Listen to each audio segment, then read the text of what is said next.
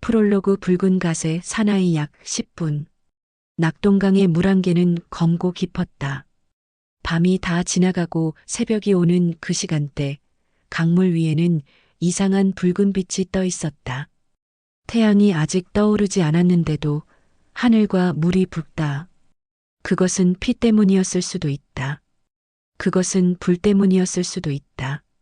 하지만 가장 가능성이 높은 것은 한 명의 사나이가 입은 붉은 옷 때문이었다. 붉은 갓을 쓴 사내가 말을 타고 강을 건너고 있었다. 그의 갓은 유명했다. 임진왜란이 터졌을 때 일본군들은 이 붉은 갓을 보면 도망쳤다. 홍위 장군이 온다. 일본군들이 그렇게 외쳤다. 곽재우였다. 그는 조선의 평범한 양반이었다. 벼슬을 하지 않은 시골 양반이었다. 하지만 그는 조선을 구했다. 칼이 아니라 마음으로, 권력이 아니라 신념으로. 나라가 무너진 날 나는 검을 들었다. 하지만 검이 무엇을 할 수 있는가? 검은 사람을 죽일 수 있을 뿐이다. 나는 사람들의 마음을 모으려고 했다. 곽재우가 말했다고 전해진다. 그것이 서기 1592년의 이야기였다. 임진왜란이 터진 그 해, 조선의 모든 것이 무너지고 있었을 때 한 명의 남자가 붉은 갓을 쓰고 일어났다. 그의 이름은 곽재우. 그의 상징은 붉은 갓. 그의 믿음은 백성을 지키는 것. 그것이 이 이야기의 시작이었다. 1장. 전란의 불길 속에서 태어나다 약 20분. 곽재우가 처음 이 세상에 눈을 떴을 때는 언제였을까? 서기 1552년. 일본에서는 도요토미 히데요시가 태어난 지 얼마 되지 않았을 때였다. 곽재우는 의령이라는 경상도의 작은 고을에서 태어났다. 그의 가문은 무엇인가? 곽재우의 가문은 순천 곽씨라는 고려 때부터 내려오는 유명한 양반 가문이었다. 그의 아버지는 개성의 부마도위를 지낸 곽준이라는 인물이었다. 하지만 곽재우의 성장 과정에서 중요한 것은 가문의 신분이 아니었다. 중요한 것은 그가 어떤 사람으로 자라났는가 하는 것이었다. 곽재우는 어린 시절 무엇을 했을까? 기록에 따르면 곽재우는 평범한 양반 자제처럼 한문을 배웠다. 경서를 읽었다. 과거 시험을 준비했다. 하지만 곽재우에게는 다른 점이 있었다. 그는 의령이라는 지역의 평민들과 가깝게 지냈다. 왜냐하면 그의 아버지가 지역의 문제에 관심을 가지고 있었기 때문이었을까? 아니면 그가 타고난 성정이 그러했기 때문이었을까? 알 수 없다. 하지만 곽재우는 책 속의 세상보다 눈앞의 현실을 더 관찰했던 청년이었던 것 같다. 의령의 들판에는 무엇이 있었을까? 농민들의 현실, 그들의 힘든 삶, 그들의 기쁨과 슬픔. 수확의 철에는 풍요로움이 있었고 흉년이 들면 절망이 있었다. 곽재우는 이 모든 것을 봤다. 그리고 청년 곽재우는 생각했다. 나는 벼슬을 해야 한다면 이런 백성들을 도와야 한다. 이것이 곽재우의 처음 생각이었을 것이다. 하지만 곽재우는 과거 시험에 합격하지 못했다. 또는 합격했어도 벼슬을 하지 않았다. 왜 그럴까? 기록은 명확하지 않다. 하지만 우리는 추론할 수 있다. 곽재우는 벼슬을 원하지 않았을 것이다. 혹은 당시의 조선 조정이 그를 필요로 하지 않았을 것이다. 어쨌든 곽재우는 의령으로 돌아갔다. 그리고 그는 조용히 살았다. 아내를 맞이했다. 자식을 낳았다. 농사를 지으면서 마을의 일을 봤다. 평범한 양반의 인생이었다. 그런데 서기 1592년 4월 모든 것이 바뀌었다. 도요토미 히데요시의 도쿠가와 이에야스가 도요토미 구니마스를 데리고 15만 5천 명의 대군을 이끌고 고니시, 유키나가 장군 등 여러 일본 무장들이 조선을 침략했다. 이것이 임진왜란이었다. 곽재우가 처음 이 소식을 들었을 때는 어떠했을까? 아마도 다른 양반들처럼 그는 이것이 현실이 될 수 없다고 생각했을 것이다. 저 멀리 일본에서 15만의 군대가 온다니? 불가능하다. 조선의 군대가 그들을 막을 것이다. 하지만 조선의 군대는 막지 못했다. 일본군이 부산에 상륙한 지 불과 며칠 후 일본군은 부산을 점령했다. 이틀 후 일본군은 경주를 점령했다. 얼마 후 일본군은 서울을 향해 북상하고 있었다. 경상도는 혼란에 빠졌다. 일본군이 온다. 이 소식이 퍼지자 모든 것이 흩어졌다. 관리들은 도망쳤다. 양반들도 도망쳤다. 평민들도 도망쳤다. 의령도 예외가 아니었다. 곽재우는 이 풍경을 봤다. 사람들이 짐을 싸서 산으로 도망쳐가는 풍경, 아이들이 어머니의 손을 잡고 울며 가는 풍경, 노인들이 몸을 기울이며 천천히 가는 풍경. 나라가 이 지경이 되었을 때 곽재우는 무엇을 생각했을까? 아마도 그는 이렇게 생각했을 것이다. 나라는 무너졌다. 왕은 도망쳤다. 조정은 없다. 그렇다면 누가 이 백성들을 지켜야 할까? 그 대답은 자명했다. 나다. 이장. 의병의 불시가 되다 약 25분. 곽재우가 의병을 일으키기로 결심한 그 순간은 정확히 언제였을까? 기록은 그 정확한 시점을 말하지 않는다. 하지만 우리는 알 수 있다. 그것은 절망의 한계에 도달했을 때였을 것이다. 조정은 도망쳤다. 선조왕은 한양을 버리고 강원도로 피난을 갔다. 나중에는 평양으로 더 북쪽으로 도망쳤다. 모든 관료들도 도망쳤다. 조정의 기구가 무너졌다. 일본군은 계속 북상하고 있었다. 우리는 버려졌다. 경상도의 백성들이 이렇게 생각했을 것이다. 나라가 우리를 버렸다. 왕이 우리를 버렸다. 조정이 우리를 버렸다. 그렇다면 우리는 누구를 의지해야 할까? 곽재우는 이 질문에 답을 찾았다. 우리 자신이다. 곽재우는 의령의 백성들을 모았다.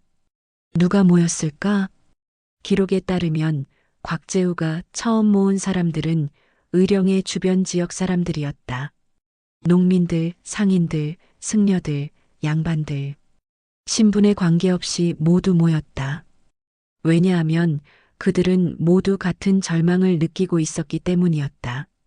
나라는 무너졌지만 우리는 죽어서는 안 된다. 곽재우는 이들에게 말했다고 전해진다. 나는 벼슬을 원하지 않는다. 나는 상을 원하지 않는다. 나는 다만 우리의 백성들이 살아남기를 원한다. 일본군을 막아야 한다. 그들이 우리의 터전을 빼앗기 전에. 이 말이 사람들의 마음을 움직였을까? 아마도 그랬을 것이다. 왜냐하면 곽재우는 말만 하는 것이 아니었다. 그는 자신의 가산을 팔았다. 그는 자신의 재산을 의병들에게 나누었다. 그는 자신의 집을 의병들의 기지로 제공했다. 이것이 지도자의 첫 번째 조건이었다.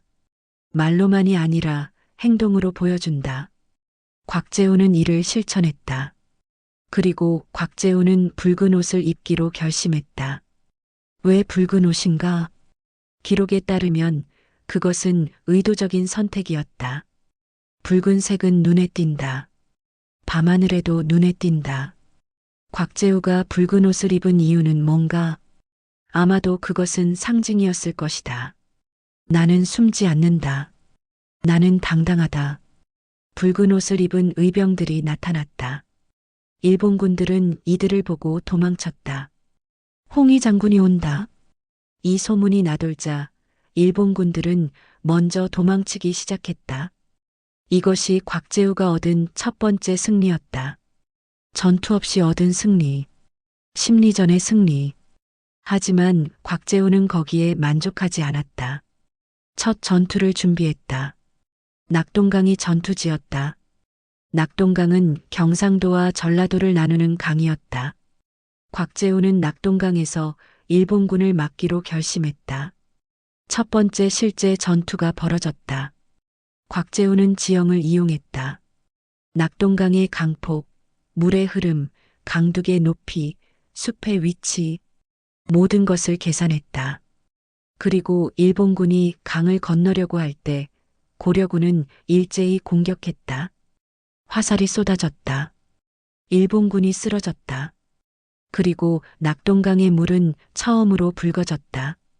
하지만 이 붉음은 단순한 피의 붉음이 아니었다. 그것은 저항의 붉음이었다. 희망의 붉음이었다. 우리는 할 수 있다. 우리도 일본군을 이길 수 있다. 경상도의 백성들이 이렇게 생각하게 된 순간이었다. 3장. 백성의 장수, 곽재우 약 25분. 곽재우는 어떤 리더였을까? 기록에 따르면 곽재우는 다른 양반 장수들과는 달랐다. 다른 의병장들은 어떻게 행동했을까? 일부 의병장들은 왕의 이름으로 싸웠다. 국왕을 위해 싸우자. 일부 의병장들은 자신의 명예를 위해 싸웠다. 나의 이름을 높이자. 일부 의병장들은 상을 받기 위해 싸웠다. 벼슬을 얻자. 하지만 곽재우는 다르게 말했다. 나는 장군이 아니다. 나는 사람들의 울분을 모은 자다. 이것은 무엇을 의미하는가? 곽재우는 자신을 특별한 존재로 생각하지 않았다는 의미였다. 곽재우는 나라가 무너졌을 때 백성들이 가진 그 분노와 슬픔과 절망을 모아서 행동한 것뿐이라는 의미였다. 곽재우의 리더십이 특별했던 이유는 무엇인가? 첫 번째 이유는 공평성이었다. 곽재우는 전리품을 공평하게 분배했다.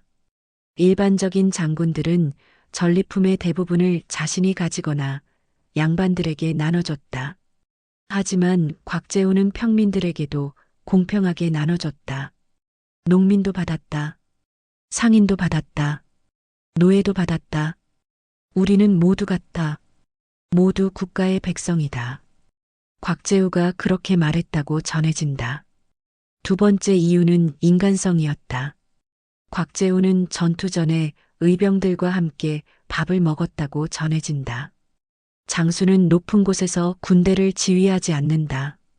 장수는 병사들과 함께 앉아서 밥을 먹는다. 장수는 병사들의 이야기를 듣는다. 장수는 병사들의 불안을 안다. 곽재우는 이렇게 했다.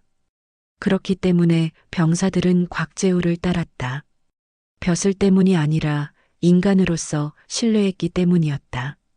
세 번째 이유는 목표의 명확성이었다. 곽재우는 분명히 말했다. 우리는 왕을 위해 싸우는 것이 아니다. 우리는 나라를 위해 싸우는 것이다. 더 정확히 말하면 우리는 이 땅과 이 백성을 지키기 위해 싸우는 것이다. 이것은 파격적인 말이었다. 왜냐하면 조선 사회에서는 충성이 최고의 가치였기 때문이었다. 왕에 대한 충성, 조정에 대한 충성. 하지만 곽재우는 이를 넘어섰다.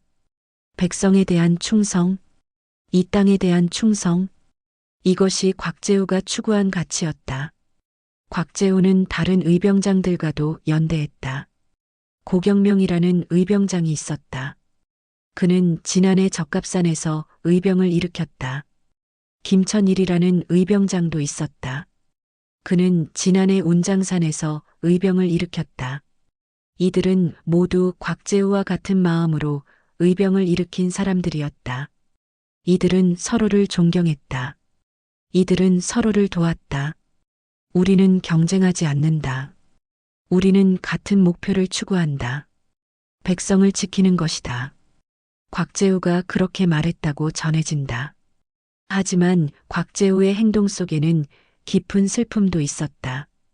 왜냐하면 곽재우는 알고 있었기 때문이다.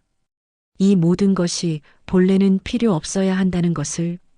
왕이 제 역할을 했다면, 조정이 제 역할을 했다면 이런 의병들이 나타날 필요가 없었다. 하지만 나라가 무너졌고 왕이 도망쳤기 때문에 백성들이 나서야 했다. 곽재우는 이 현실을 알았고 그것이 그의 마음에 어떤 기묘한 감정을 만들었을 것이다. 분노, 슬픔, 비통함, 그리고 동시에 책임감과 사명감. 이 모든 감정을 안고 곽재우는 계속 싸웠다. 사장, 낙동강의 불길 약 25분. 낙동강은 경상도의 중요한 경계였다. 동쪽으로는 일본군이 몰려 있었다. 서쪽으로는 고려의 백성들이 살고 있었다. 곽재우는 낙동강을 견고한 방어선으로 만들기로 결심했다.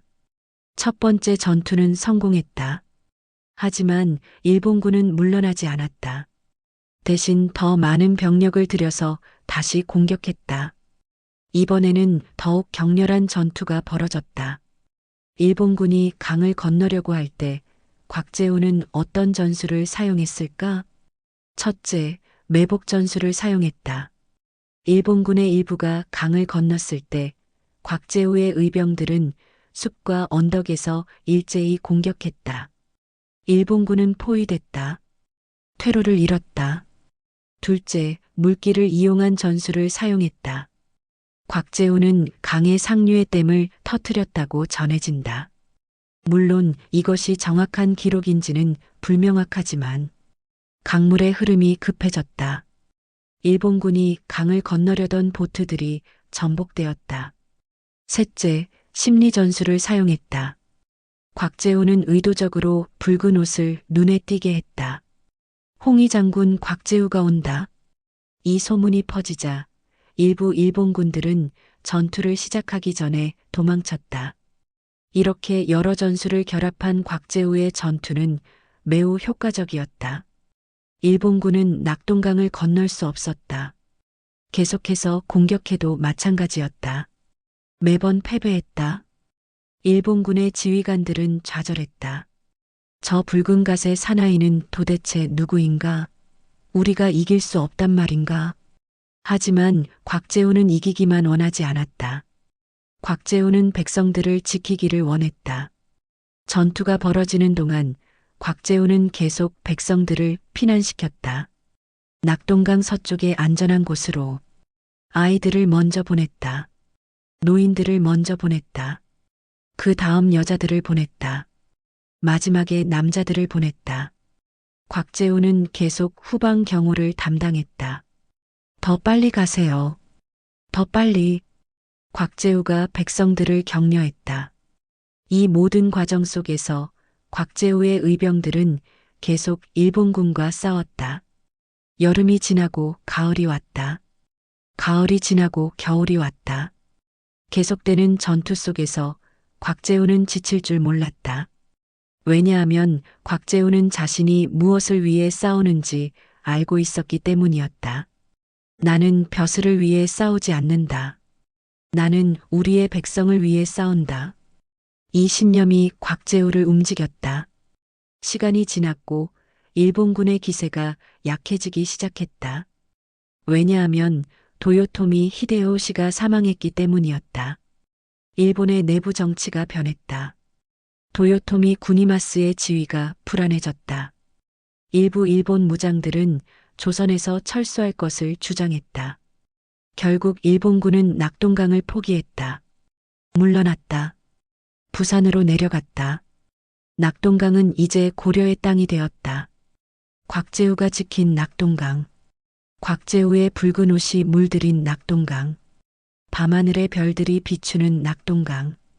강물 위에는 여전히 붉은 빛이 떠 있었다. 그것은 승리의 불금이었다. 하지만 동시에 그것은 수만 명의 죽음의 불금이기도 했다. 5장. 승리보다 큰 싸움 약 25분. 일본군이 낙동강에서 물러났을 때 경상도의 백성들은 환호했다. 우리가 이겼다. 홍위 장군이 우리를 구했다. 하지만 곽재우는 환호하지 않았다고 전해진다. 왜 그럴까? 곽재우는 알고 있었기 때문이었다. 이 승리가 모든 것을 끝내지 못한다는 것을. 일본군이 물러났지만 완전히 떠나지는 않았다. 부산과 진해 지역에서 여전히 저항하고 있었다. 또한 조정의 문제도 있었다. 왕선조는 도망을 다녔다. 조정의 신하들은 권력을 위해 싸우고 있었다. 어떤 신하는 곽재우를 칭찬했다. 곽재우는 영웅이다. 그에게 벼슬을 주자. 다른 신하는 반대했다.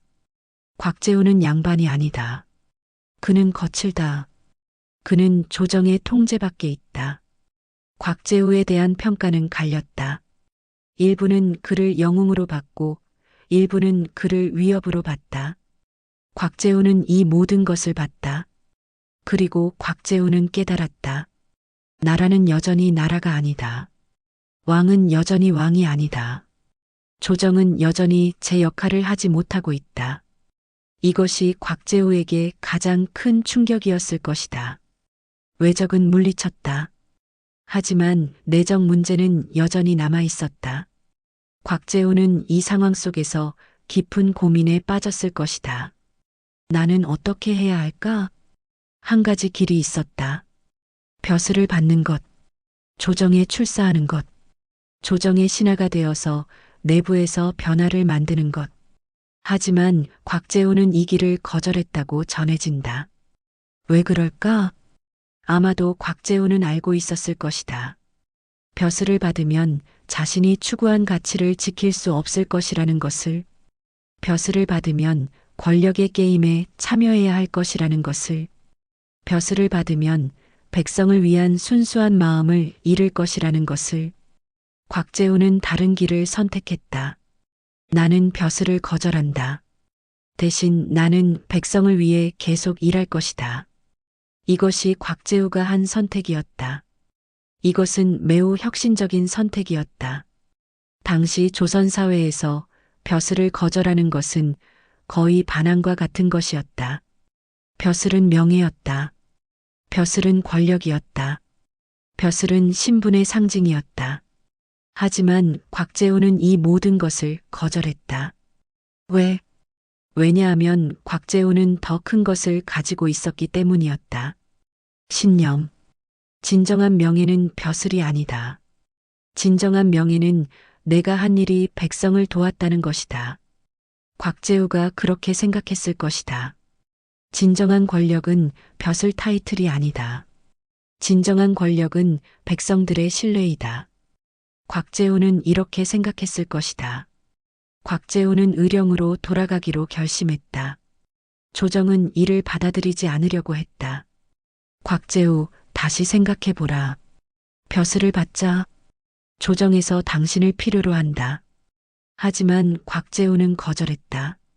감사합니다. 하지만 나는 의령에서의 나의 임무가 더 중요하다고 생각합니다. 곽재우는 의령으로 돌아갔다.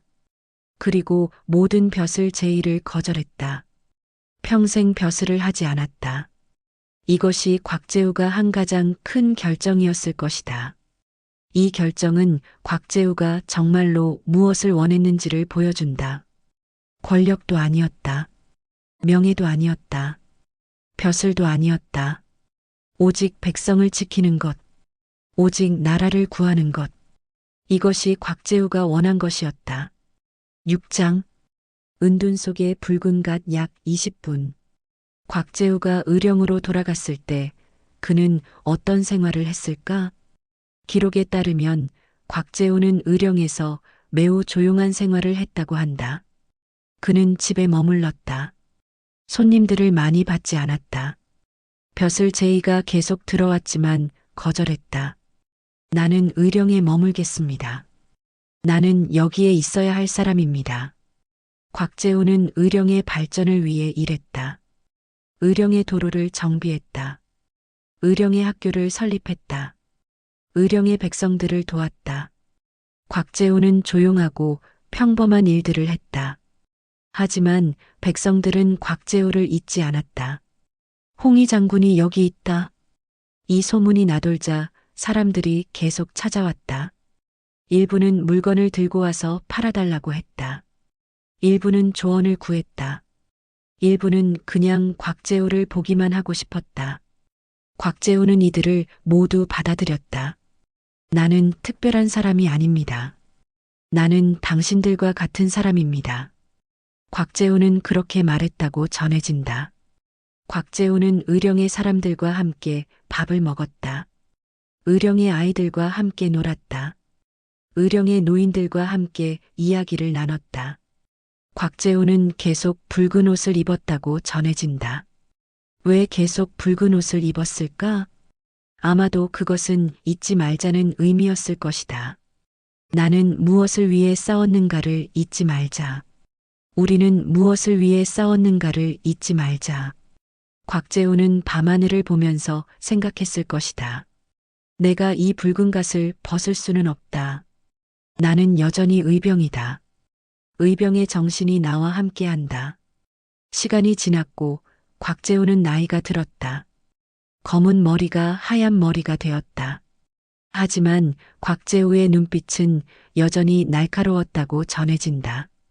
곽재우는 의령의 사람들에게 의병의 정신을 전해주었다. 기억하세요.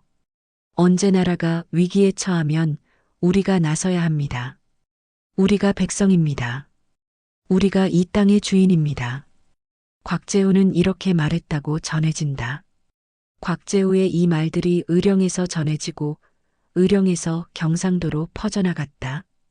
그리고 그것이 나중에 임진왜란 이후의 의병 전통으로 이어졌다. 곽재우는 설립한 기록이 남겨졌다.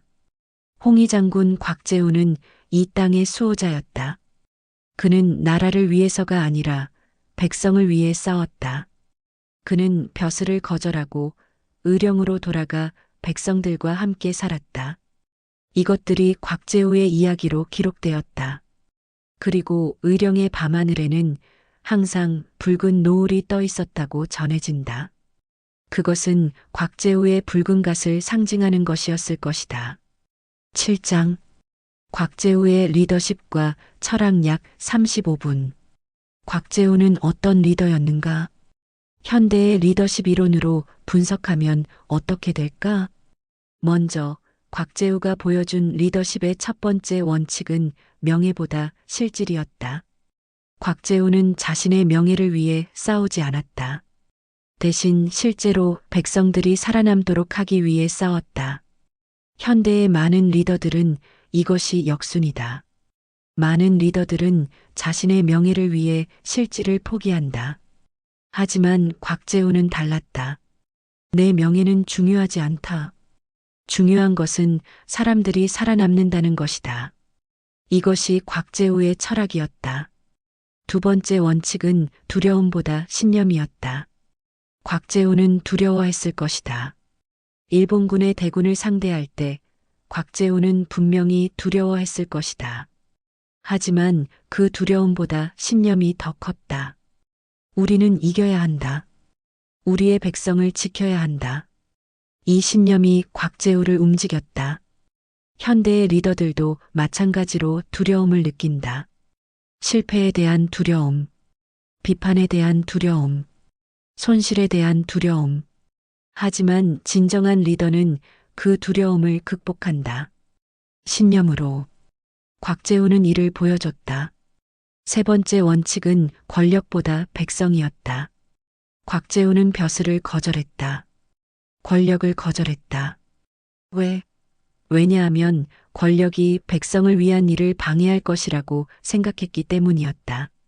현대의 많은 리더들은 권력을 추구한다. 더 많은 권력, 더 높은 지위, 더 큰 영향력. 하지만 곽재우는 이를 거절했다. 권력은 필요 없다. 백성의 신뢰만 있으면 된다. 곽재우가 그렇게 생각했을 것이다. 네 번째 원칙은 평등성이었다.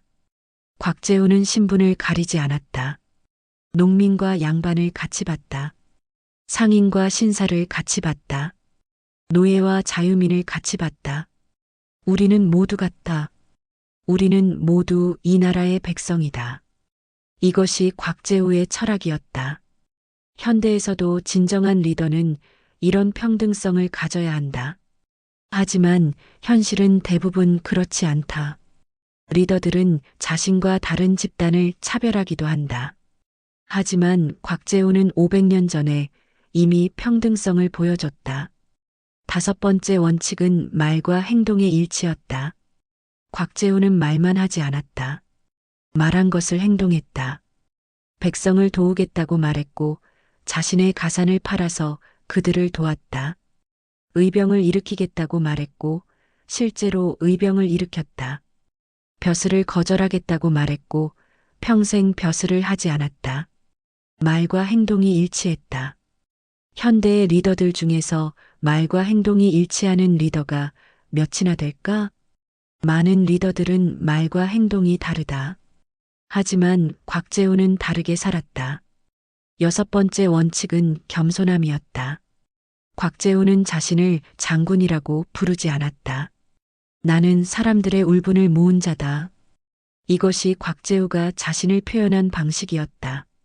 자신을 영웅이라고 생각하지 않았다. 자신을 위대한 인물이라고 생각하지 않았다. 단지 자신이 할 일을 했을 뿐이라고 생각했다. 이 겸손함이 사람들에게 더욱 신뢰감을 주었을 것이다. 7번째 원칙은 비전의 명확성이었다. 곽재우는 명확한 목표를 가지고 있었다. 백성을 지킨다. 이 단순하면서도 명확한 목표가 모든 결정을 지배했다. 전투를 할 때도, 부대를 조직할 때도, 전략을 짤 때도 항상 이 목표가 중심에 있었다.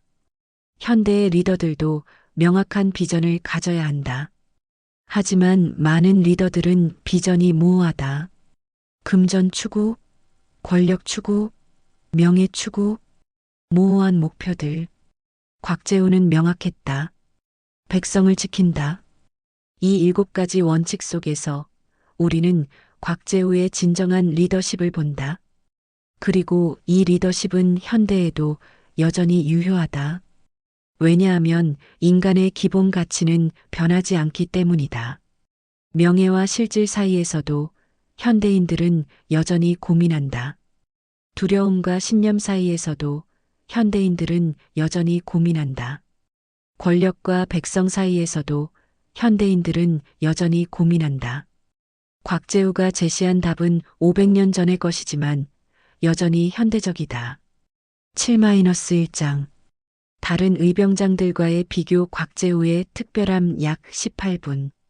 임진왜란 당시 의병을 일으킨 사람들은 곽재우만이 아니었다.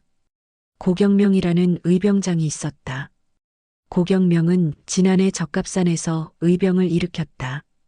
그는 매우 유명했다. 고경명은 처음에 벼슬을 받았다. 그는 관료였다. 임진왜란이 터졌을 때 고경명은 벼슬을 버리고 의병을 일으켰다.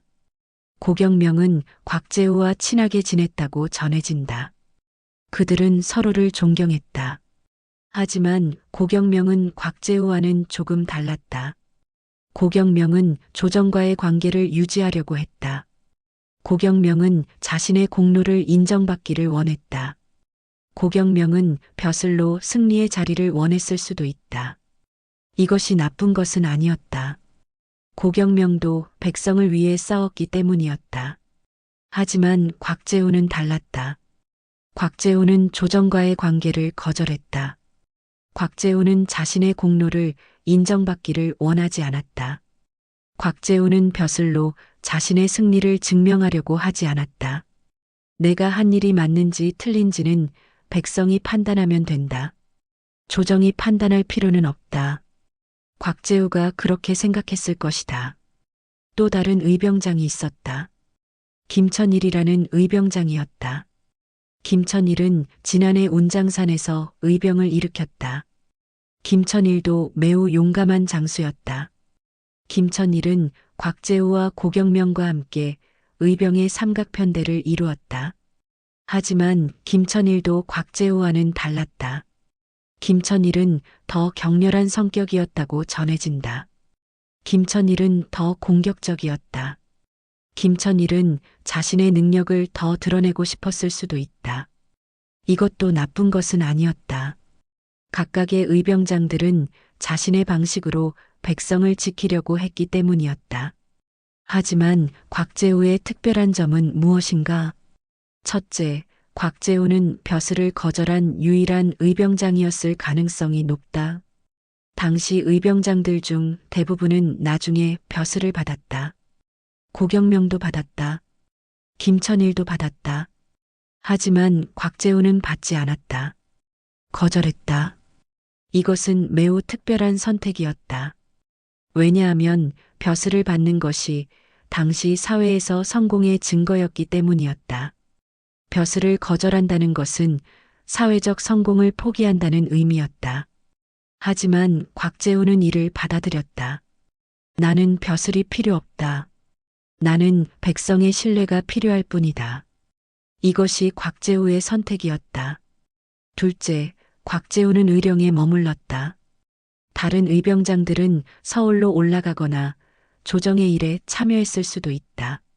하지만 곽재우는 의령으로 돌아갔다. 그리고 의령에 머물렀다. 왜? 왜냐하면 곽재우는 생각했기 때문이다. 내가 최고의 역할을 할 수 있는 곳은 여기다. 의령이다. 내 백성들이 있는 곳이다. 이것이 곽재우의 판단이었다. 셋째, 곽재우는 자신의 명예를 드러내지 않았다. 다른 의병장들은 자신들의 공로를 알렸다. 사람들이 자신들의 이야기를 기억하기를 원했다. 하지만 곽재우는 그렇지 않았다. 곽재우는 조용했다. 곽재우는 자신의 이야기가 크게 알려지기를 원하지 않았을 수도 있다. 곽재우는 사람들이 자신을 기억하기보다는 사람들이 자신이 한 일을 기억하기를 원했을 것이다. 이것이 곽재우의 가장 큰 특별함이었을 것이다. 곽재우는 자신을 숨겼다. 하지만 그의 일은 숨길 수 없었다. 붉은 갓의 홍희 장군. 이 이름은 조선 역사에 영원히 기록되었다. 다른 의병장들도 기억되었지만 곽재우는 더 깊이 기억되었다. 왜? 아마도 그것은 곽재우의 이 겸손함과 순수성 때문이었을 것이다. 나는 특별하지 않다. 나는 할 일을 했을 뿐이다. 이 겸손함이 사람들의 마음을 움직였다. 이 순수성이 사람들에게 감동을 주었다. 8장 임진왜란과 곽재우 역사적 의미의 재조명 약 18분. 임진왜란은 조선 역사에서 가장 큰 위기였다. 외적의 침략, 나라의 붕괴, 왕의 도망, 조정의 무너짐, 이 모든 것이 일어났다. 하지만 임진왜란을 통해 무엇이 드러났는가? 그것은 조선이라는 나라의 본질이었다. 나라가 무너졌을 때 누가 나섰는가? 왕이 아니었다. 왕은 도망쳤다. 조정도 아니었다. 조정은 무너졌다. 바로 백성이었다. 의병장들, 그리고 일반 백성들. 그들이 나섰다. 우리가 나라를 지켜야 한다. 이것이 임진왜란이 보여준 가장 중요한 교훈이었다. 나라는 왕이 만드는 것이 아니다. 나라는 백성이 만드는 것이다. 곽재우는 이를 깨달았다. 곽재우는 이를 실천했다. 나는 왕을 위해 싸우지 않는다. 나는 백성을 위해 싸운다. 이 말이 얼마나 혁신적인 말인지 이해할 수 있는가? 당시 조선 사회에서 모든 것은 왕 중심이었다. 모든 가치는 왕에 대한 충성으로 측정되었다. 하지만 곽재우는 이를 거부했다. 왕도 없고 조정도 없을 때 누가 나라인가? 곽재우의 대답은 명확했다. 나라는 백성이다. 나라는 이 땅이다. 나라는 우리다. 이것이 곽재우가 보여준 가장 중요한 철학이었다. 그리고 이 철학은 조선 역사에 깊은 영향을 미쳤을 것이다. 왜냐하면 나중에 독립운동가들도 같은 철학을 가지고 있었기 때문이었다. 나라는 왕을 위한 것이 아니다. 나라는 백성을 위한 것이다.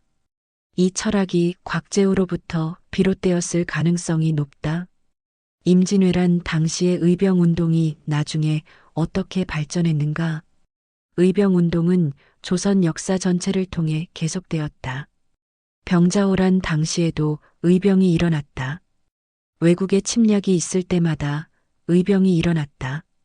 그리고 마지막으로 나라가 완전히 무너졌을 때 의병이 독립운동으로 발전했다. 이 모든 의병운동의 뿌리에는 무엇이 있었을까? 그것은 임진왜란 당시의 의병 정신이었다. 그리고 그 의병 정신의 중심에는 곽재우가 있었다. 곽재우는 의병운동의 정신적 지주가 되었다. 곽재우는 나중에 의병장들에게 영감을 주었다. 곽재우는 칼 없이 마음으로 싸웠다. 곽재우는 벼슬을 거절했다. 곽재우는 백성만을 생각했다. 이 이야기가 의병장들 사이에 전해졌다. 그리고 많은 의병장들이 곽재우를 따르려고 했다. 이것이 곽재우가 임진왜란 이후 조선 역사에 미친 영향이었다. 9장 의병의 정신과 후대의 영향 약 15분. 곽재우가 의령에서 조용히 살고 있을 때 조선은 어떻게 되었을까? 임진왜란은 여전히 계속되었다. 일본군이 완전히 철수하기까지 몇 년이 더 걸렸다. 그동안 곽재우와 같은 의병장들이 계속 저항했다. 고경명도 계속 싸웠다. 김천일도 계속 싸웠다. 이들은 모두 곽재우와 같은 이유로 싸웠다. 백성을 지키기 위해. 임진왜란이 끝난 후 조선은 변했다. 조정은 의병들의 공로를 인정했다. 하지만 완전히는 아니었다. 일부 의병장들은 벼슬을 받았다. 일부 의병장들은 거절했다. 곽재우도 여전히 거절했다. 하지만 곽재우의 영향력은 계속 커졌다. 의령의 사람들은 곽재우를 잊지 않았다. 홍희 장군이 우리를 구했다. 이 이야기가 의령에서 경상도로 퍼져나갔다. 경상도에서 조선 전체로 퍼져나갔다. 곽재우의 이야기는 후대의 리더들에게 영감을 주었다. 우리도 곽재우처럼 해야 한다. 우리도 백성을 먼저 생각해야 한다. 우리도 권력을 거절할 수 있다. 이런 생각들이 퍼져나갔다. 그리고 나중에 이것이 의병 전통으로 이어졌다. 임진왜란 이후의 의병들, 병자호란 이후의 의병들, 그리고 근대의 독립운동가들까지 이들은 모두 곽재우의 정신을 이어받았을 것이다. 나라를 위해서가 아니라 백성을 위해 싸운다. 벼슬과 권력보다 신념을 추구한다. 남보다 자신의 해야 할 일에 집중한다. 이러한 정신들이 곽재우로부터 비롯되었다. 곽재우는 직접적인 제자가 없었다. 하지만 곽재우의 삶 자체가 교육이었다. 곽재우의 행동 자체가 메시지였다. 의령의 사람들이 계속 곽재우를 찾아올 때 곽재우는 특별한 말을 하지 않았을 것이다. 단지 자신의 삶으로 보여줬을 것이다. 이렇게 살아야 한다. 이것이 가장 강력한 교육이었을 것이다. 10장 에필로그 붉은 갓은 여전히 흐른다. 약 15분. 낙동강의 물길은 여전히 흘러간다. 500년이 지나도 낙동강은 여전히 흘러간다. 강물 위에 붉은 노을이 떨어진다. 마치 곽재우의 붉은 갓이 물에 비추는 것처럼. 곽재우가 죽을 때는 정확히 언제였을까? 기록은 명확하지 않다. 하지만 알려진 바에 따르면 곽재우는 의령에서 평온하게 일생을 마감했다고 한다. 마지막까지 의령의 사람들 곁에서 마지막까지 붉은 갓을 입고 마지막까지 자신의 신념을 지키면서 곽재우가 죽은 후 의령의 사람들은 어떻게 했을까? 아마도 그들은 곽재우를 기억했을 것이다. 그들은 곽재우의 이야기를 들려주었을 것이다. 아이들에게, 손자들에게, 증손자들에게. 옛날 홍희 장군이라는 분이 있었단다. 그분은 나라를 구한 영웅이야. 하지만 그분은 영웅이라고 생각하지 않으셨어. 그분은 그냥 자신이 해야 할 일을 했을 뿐이야. 이런 식으로 곽재우의 이야기가 전해져 내려왔을 것이다. 그리고 이 이야기는 계속 전해져 내려올 것이다. 왜냐하면 곽재우의 이야기는 단순히 과거의 이야기가 아니기 때문이다. 그것은 현재와 미래의 이야기이기도 하기 때문이다. 현재 우리가 맞닥뜨리고 있는 문제들, 명예와 실질 사이에서의 고민, 두려움과 신념 사이에서의 고민, 권력과 백성 사이에서의 고민, 이 모든 고민들에 대해 곽재우는 이미 답을 제시했다. 명예보다 실질을 선택하라. 두려움보다 신념을 따르라. 권력보다 백성을 사랑하라. 이것이 곽재우가 우리에게 주는 메시지다. 곽재우의 칼은 이제 박물관에 있을 것이다. 곽재우의 갓도 어디론가 사라졌을 것이다. 하지만 곽재우의 정신은 죽지 않았다. 그것은 의령의 밤하늘을 밝히고 있다. 그것은 낙동강의 물 위에 떠 있다. 그것은 우리의 마음속에 살아 숨쉬고 있다. 칼은 사라졌지만 마음은 남았다. 곽재우가 우리에게 말하는 말인 것 같다. 칼로 이길 수 있는 것은 한정되어 있다. 하지만 마음으로 이길 수 있는 것은 무한하다. 권력으로 할 수 있는 것은 한정되어 있다. 하지만 신념으로 할 수 있는 것은 무한하다. 나 하나의 명예는 중요하지 않다. 중요한 것은 우리 모두가 함께 살아가는 것이다. 이것이 곽재우가 남긴 유산이다. 500년 전 의령의 그 붉은 갓 아래에 있던 그 마음. 그 마음이 오늘도 누군가의 가슴을 두드리고 있다. 나도 할 수 있을까? 나도 곽재우처럼 할 수 있을까? 나도 명예를 버리고 신념을 택할 수 있을까? 나도 권력을 거절하고 백성을 사랑할 수 있을까? 이런 질문들이 우리 마음속에서 울린다. 그리고 곽재우의 삶이 그 질문에 대한 답이 된다. 할 수 있다. 그냥 하면 된다. 곽재우의 이야기는 매우 단순하다. 하지만 그 단순함 속에 가장 진정한 진리가 숨어 있다. 백성이 중요하다. 신념이 중요하다. 실질이 중요하다. 이것이 곽재우의 모든 말의 요약이다. 낙동강은 여전히 흘러간다. 그 위에 붉은 노을이 떨어진다. 500년 전처럼 붉은 갓의 사나이가 강을 건너는 것처럼 곽재우의 정신은 여전히 살아있다. 그것은 우리의 미래를 비추고 있다. 그것은 우리의 길을 보여주고 있다. 그것은 우리에게 묻고 있다. 당신은 어떻게 살겠는가? 당신은 누를 위해 살겠는가? 당신은 무엇을 믿겠는가? 이 물음 앞에서 우리는 곽재우의 붉은 갓을 기억한다. 그리고 그 붉은 갓 아래에 있던 그 순수한 마음을 기억한다. 백성을 지키겠다. 이 다짐, 이 신념. 이것이 곽재우가 남긴 가장 큰 유산이다. 낙동강은 여전히 흘러간다. 붉은 노을은 여전히 물에 비친다. 그리고 그 물길 위에는 언제나 하나의 붉은 갓이 떠 있다. 곽재우의 붉은 갓. 시간이 흘러도 사라지지 않는 그 붉음. 그것은 우리의 미래를 비추는 등불이다. 그것은 우리의 길을 밝히는 불빛이다. 그것은 우리에게 말해준다. 계속 나아가라. 백성을 위해 나아가라. 신념을 위해 나아가라. 정의를 위해 나아가라. 이것이 곽재우가 우리에게 주는 마지막 메시지이다.